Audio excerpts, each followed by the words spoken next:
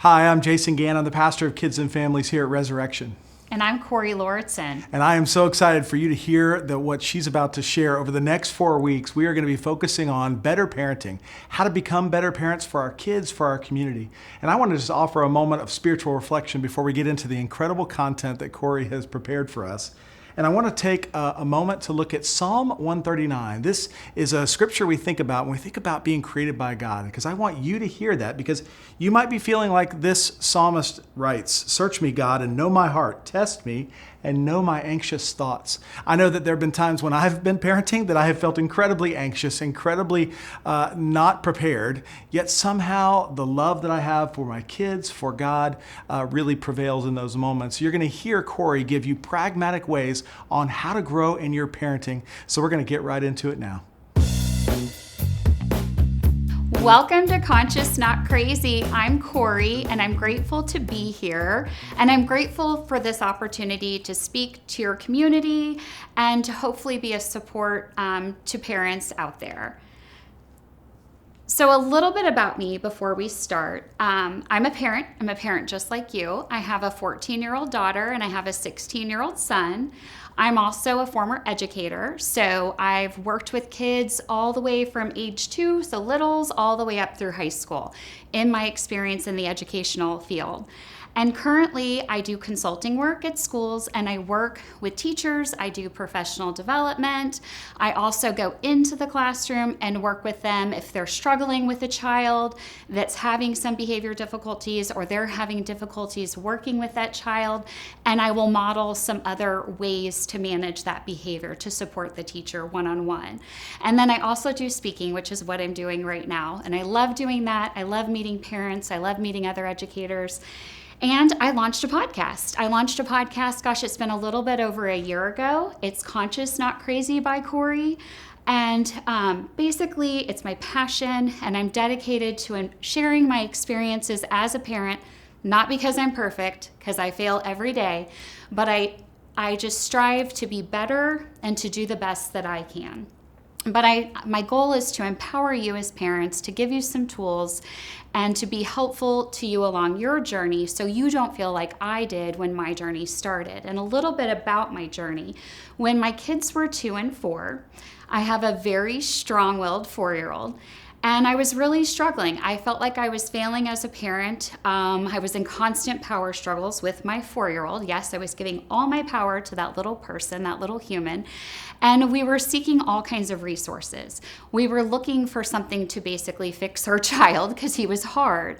And what I came to find out is it wasn't about fixing him. It was really about working on how we were managing the behavior. And that's what I'm here to talk to you about today. So, who listening feels like the perfect parent? I love asking this question when I'm with a live audience, but I'm asking you, do you feel perfect? Well, not many people raise their hand when I ask that question. So how do we become perfect? Well, just like I said, even though I know a lot of things and I've learned a lot of tools, there is no perfect. It's not a realistic goal. It's not attainable. So what do we do if we can't be the perfect parent, because we're not? You don't become the perfect parent. What can you do? You don't give up better for perfect. You strive to be better. You try new things. You might try some of the things I'm going to share with you today. But I love that quote. And that quote, if I wasn't willing to give up the idea of perfectionism just to be better, I wouldn't be standing here right now. Because too often people give up trying something new or trying something outside of their comfort zone for the fear of failing, because we strive to be a perfectionist. And as a recovering perfectionist, notice I say recovering, still a work in progress and always will be, we don't want to give up better for perfect. So hopefully you'll be able to find a way to improve your parenting throughout this journey. So how do we become a better parent? Well, we become a better parent by becoming the best version of ourselves. So again, it's not about changing the child or fixing the child. The child is a child. They've only been on the planet a short amount of time. And what we need to do instead is work on ourselves. And we need to better understand the why behind our own behavior. So we need to work on becoming the best version of ourselves. So what does that look like? What are the steps to becoming the best version of yourself? Well, first we have to become self-aware. So self-awareness is the number one step. Then we have to identify our values. What do we value as a family? And that doesn't mean my values are the same as your values. It's just identifying what does your family value. And we're going to dive more into all of these things I'm telling you, but I'm going to touch on them right here. The other thing we need to do is to be humble, have humility. Own our mistakes. We live in a blame culture. Everybody wants to blame everyone else for their behavior. Kids want to come home and say, well, the teacher did this, the kids did this. The kid did this thing to me. But it's not about blame, it's about being humble. But how do we teach our kids to be humble? We have to be humble. We have to show up with humility. When we yell or lose our patience, we need to admit that. We need to say, we're sorry, I'm going to do better. Again, don't give up better for perfect. We need to stop taking things personal, whether it's our kids' behavior or the person walking by us on the street. Other people's behavior is not our responsibility. And then the other thing we need to do, strive to do your best. Have grace, just do your best. And if you didn't do great today, try to do better tomorrow. So those are the 5 steps to becoming the best version of yourself, which in turn make you a better parent. So the path to understanding self. And why is this so important? Because you can't teach what you don't possess. So it's comprehending the why behind your own behavior first and the wiring of your brain. We're all raised in different homes with different parenting styles. And what happens is when we're raised in the way we're raised, our pathways in our brain get wired a certain way. We unknowingly as parents then react the same way when our kids do things. We respond in a manner in our own homes with our children the way we were raised. We just unknowingly do this because we're on autopilot. We are not functioning consciously. Hence the name Conscious Not Crazy. I felt crazy as a parent and realized I wanted to feel conscious. So that is how the name came to be. We need to recognize our triggers. Why am I triggered by this behavior? Why am I feeling this way? Our default mode of operation, we have to rewire and change that. We have to acknowledge our own childhood trauma. There's different levels of trauma. And the trauma I'm not talking about here is severe trauma. I'm talking about the trauma of possibly living through a divorce in your childhood. Maybe you had a chaotic home where there was a lot of fighting and a lot of tension and you always felt like you were walking on eggshells. Maybe you experienced a death in the family at a very young age. So there's all sorts of trauma and types of trauma that you may not even think are trauma, but they do have an impact on how you're raising your own child. So the first step is that self-awareness piece, recognizing that and understanding the impact that's having on your own parenting style. And then once we recognize that, we want to change it. We want to break that cycle or that pattern, and we need to master the ability to rewire our brain so we can respond differently. And this is no easy task. Just like when you go to the gym and you lift some weights, you're not going to leave that day with some big bulging muscles. You've got to go to the gym day in and day out and lift consistently to change that. So we want to practice responding differently so we can rewire our own pathways and therefore have a different outcome with our kids and a more positive outcome. We need to refuse to react from a place of fear and past regret and understand that no one else is responsible for our actions. So that is the first step. And then the next is identifying those values, which we talked about, and values are so important because they're the foundation. And if you build a foundation on sand, if you don't have a strong family value, or family values, I should say, then what happens if you build a house on sand? It's not stable. We want a concrete foundation. And one activity that I recommend you doing with your kids is just go to Google, enter values list and pull up some list of values and give everybody in your family a sheet. Ask them to circle 10. If you have a toddler and they can't read, you can do this with them. You can go through the words and read some of the words to them and ask them what they value. What do they think is important? What's important to them? And what do they think is important to your family? And everybody circle 10 values and then come back together as a collective group and create a master list. Decide on collectively 10 values you're going to value as a family. And the reason this is important because let's say you value kindness And now your toddler calls you stupid. And they don't like some, consequence you just gave them. Well, wait a second. I noticed you noticed the behavior. I noticed you used a hurtful word. You're calling mommy a hurtful word, or you're calling daddy a hurtful word. And I notice our values up here, one of them's kindness. Does that align with what we value as a family and what we agreed on? No. It's a way to hold our kids accountable, but they've also had a say in it. It's a lot different than us saying, you're going to value this because I said so. They had an active role in deciding what the foundation was, how the foundation was built and how it started. And so it's going to be a lot easier to hold them accountable to that. So values are key. And then, is your own life reflecting values? If we value kindness and we're yelling at our child, is that reflecting the values? No. If we value peace and we're yelling, is that reflecting peace? So it's very helpful to have a very strong foundation. And then the next thing is being humble. And being humble and having humility is so important because failure is an opportunity to learn. We need to change our perception of failure. Failure is merely the opportunity to begin again more intelligently. Failure is a learning experience. We can't control the world around us, but we can control how we react to it. And unfortunately, there is a negative association with failure out there in the world. And it's so unfortunate because anybody that's ever done anything meaningful in the world has failed more than they succeeded. Just ask Michael Jordan. You have to fail. That's how you learn. So we need to honor failure and we need to anticipate failure and expect failure. So Fail Again, Fail Better is one of my favorite books. It's a very short read and I love it because it emphasizes the importance of that. And then I also love this quote, don't be afraid to fail, be afraid not to try. Because what I notice in society today, and I have a lot of friends out there that own businesses, kids are coming out of school and they're going into the workforce. And they're so anxious. They have so much anxiety and such a huge fear of failure that they're quitting before they even start. They're not even trying the thing because the anxiety is so high with just the thought of failure. It used to be you actually had to fail and then maybe you quit, but they're quitting before they even start. And this is a very common thing, and I've heard it from multiple business owners. So what that tells me is, as parents, we need to create an environment that embraces failure. And it's our job to let our kids fail. Let them forget the sports equipment when they go to practice. Let them forget their lunch.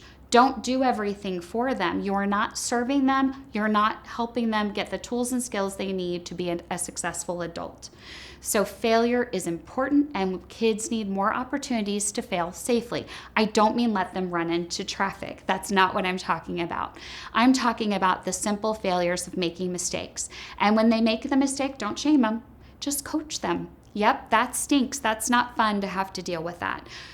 But then coach them on a healthy coping mechanism and way to deal with that. So when they get out in the real world and they experience failure, they know what to do. They know it's not the end of the world. It doesn't define who they are. It's just part of growing and part of the process. And then the next thing is stop taking things personal. And this was probably the last skill I was able to acquire myself, and it's still a challenge at times, but it is freeing. When you no longer live under the pressure of taking everybody's behavior personal, it is truly freeing. Other people's behavior is not about us. The person that just cut me off in traffic that might be having a bad day, that is not because I did anything. That is on them. Now, how I respond to that matters. I have a choice in how I respond to that. But I have two choices. I can start yelling at that car and making hand gestures towards them.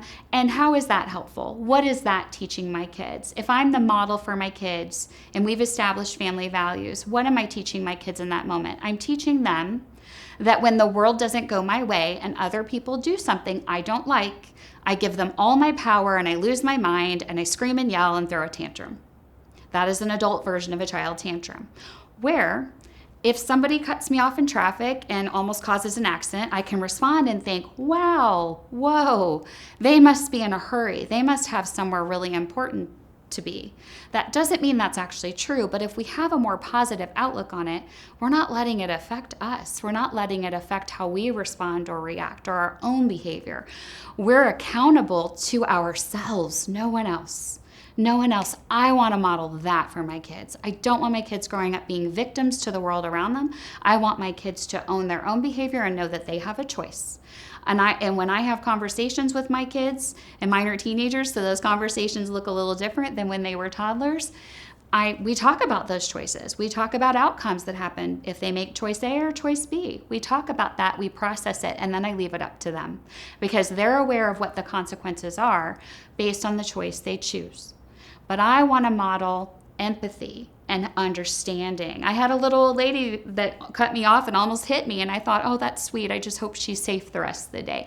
It feels better. It doesn't feel yucky. I can be focused on all the yucky stuff in the world, or I can make the best out of it. And personally, my son has a peanut allergy.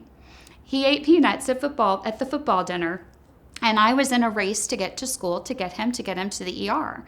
And obviously they would have called an ambulance if we thought he was having breathing difficulty, but I was driving a little erratically. So somebody could have easily looked at me and judged me and given me all kinds of sweet hand gestures. But fortunately that did not happen, and he got to the hospital safely. But we just never know. We never truly know. But why not approach situations with a positive mindset, with positive intent?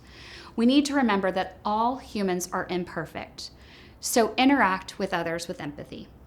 Embrace positive intent by giving others the benefit of the doubt. Take ownership of your happiness. If someone tells you make me happy, tell them, no, you don't. No, I don't. Your happiness is your responsibility. You enjoy my company. We want to model that kind of language for our kids because we don't want our kids seeking happiness elsewhere. We want them to find happiness from within. Understand that you are not the victim. You have choices. Establish healthy boundaries. These are about your actions, not the demands on others. Boundaries are not ultimatums. Boundaries are what you're willing to do. A child's actions are not about you. They are individual, separate from you. View behavior as a signal, not an issue. And I love this analogy. Your check engine light on the car, it's an indicator that you need to check your engine. We need to see behavior that way. It's just, if there's misbehavior or something going on, or our child's acting out, we need to see that like a check engine light. Let's check in with them and see what's going on. Prioritize connection over correction. At the end of the day, we want to be connected with our kids so they come to us when they're having a difficult time or they're in a tricky situation, especially when they're in those teenage years. So we want to foster that connection throughout their whole life because when they're teenagers, we have less control over that. And we need to seek clarity by asking questions. And we'll dive into a lot more of this in the sessions to come. But those are some of the keys. And again, all you can do is your best. Strive to be better than yesterday. So often you'll notice your kids will have a bad morning or a bad moment and they sabotage. We used to see it at the school all the time. They sabotage the rest of the day. And I would stop the child and say, look, you made a mistake. The mistake doesn't define you. Now you have a choice how you handle the rest of your day. Don't choose to ruin the rest of your day for one moment. Parents, you spill your coffee, the kids make a mess you didn't anticipate, you're not having a bad day. You're having a bad moment. Don't make it a bad day. If you choose to see it as a bad day, that's what you're going to get. So choose better over perfect. Taking action conquers fear. If it scares you, you should probably do it.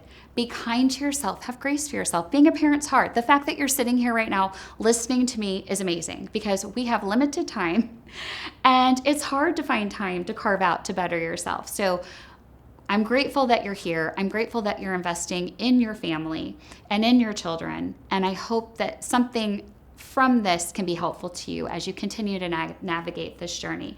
Mindset is crucial. What you focus on, you attract more of. So focus on the solution, not the problem. Don't get stuck on the spilt coffee or the mess. Focus on what you can do about it. I had one of those happen this morning. It was not an ideal morning for there to be a huge mess, but there was. And I started to get anxious. I started to notice me wanting to react, and I stopped, and I'm like, nope, the moment is what it is, so let's just deal with this. Acknowledge your errors and take responsibility. Trying to please everyone won't benefit you. So what next? Be present, live by your values, accept things as they are, and respond consciously with the information provided in the present moment. Your response should reflect your values. Fail with grace. Welcome failure and acknowledge it as a natural part of life's journey. Failure is success in progress. Don't give up better for perfect. Take action. Focus on the wins. Stop comparing yourself to others. Be authentic. Culture matters. We want our culture intentional, positive, accountable, with clear boundaries. And I'm going to touch on boundaries just a little bit because, again, boundaries aren't ultimatums. The most compassionate people are the most boundary people, and that is from Brené Brown, if you've ever read any of her books. Boundaries define what you are willing to do or not do, and are not dependent on the other person. So I would like for you to think of some parenting fear or obstacle you are currently facing. Pick one to focus on, and remember, don't give up better for perfect. That was a great first session with a lot of great content by Kori. And if you'd like to find out more as we get into the weeks ahead, you can also go right now to her website. You can follow her podcast. Everything's going to pop on screen so you can see that. In fact, tell us what that website is. So the website, cncbykori.com, and then the podcast is Conscious Not Crazy by Kori. So maybe you can go check that out as we're waiting for the next session and next week, but we're going to get into some great content in the weeks upcoming. And I just want to remind you one more time that God created us. And so even though we often feel that we are not perfect, well, the goal is really to become better. And when we are humbling ourselves before God, we can become a better parent, a better disciple. And I want to offer a short prayer for you this week that you can be a better parent in your life and know that we're with you as your church. And if you don't have a church home, we'd love to be your church home. Let's pray. Holy God, we ask that you would walk with each parent and guardian, grandparent, aunt and uncle, friends, coaches, teachers that are listening to this session, that they would learn and embrace these ideas and apply them in powerful and in inspiring ways. Be with them, walk with them, and remind them, God, that you've created them, that you love them, and that you love us all, and we want to be better for you. And it's in Jesus' name we pray. Thanks again so much for joining us. We look forward to seeing you next week.